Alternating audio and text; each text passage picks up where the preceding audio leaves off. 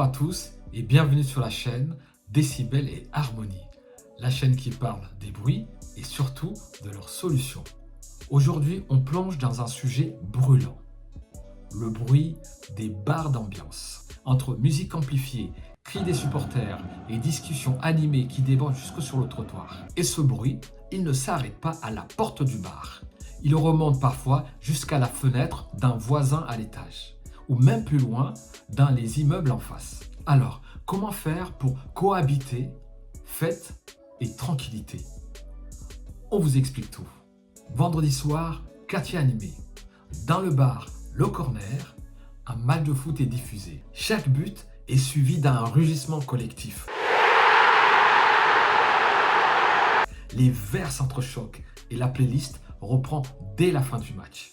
Monsieur Bernard, qui habite juste au-dessus, a l'impression d'être au stade, sauf qu'il est dans son lit. Miskin. Il envoie un signalement à la mairie. Résultat, quelques jours plus tard, les inspecteurs de la sécurité sanitaire passent faire des relevés de bruit. Le bar est mis en demeure de se mettre en conformité. Que se passe-t-il en cas de plainte? Quand une plainte est déposée, la mairie peut faire appel à un inspecteur de la sécurité sanitaire de la ville. Ces agents mesurent le niveau de bruit à différents moments, le soir, parfois même chez le plaignant. Si les seuils réglementaires sont dépassés, le bar risque une amende, voire une fermeture temporaire. Mais souvent, le but n'est pas de punir, c'est de trouver des solutions. C'est là qu'intervient l'acousticien. Le rôle de l'acousticien. L'acousticien réalise une étude d'impact acoustique. Il mesure les émissions sonores dans le bar. Il évalue les points faibles du bâtiment. Il propose des solutions techniques réalistes.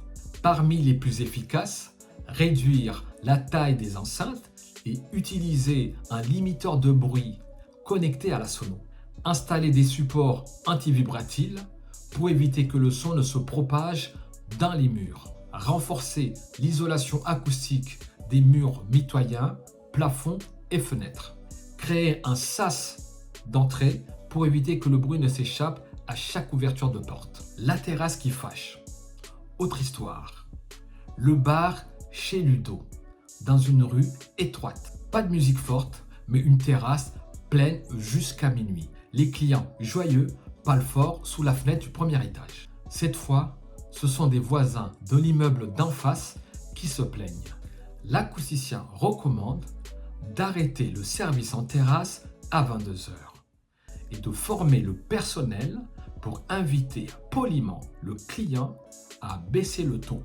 Et ça marche, le bar reste ouvert, les voisins dorment et tout le monde est content.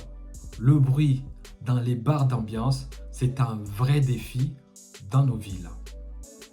Trop de silence et la ville perd sa vie. Trop de bruit et elle devient invivable.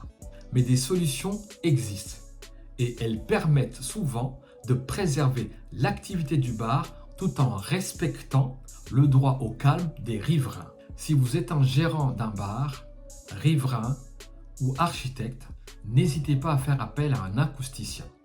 Un bon diagnostic, ce n'est pas une dépense. C'est un investissement dans la durabilité et le bien-être de tous. Si cette vidéo vous a plu, abonnez-vous, laissez un commentaire ou partagez-la à votre entourage.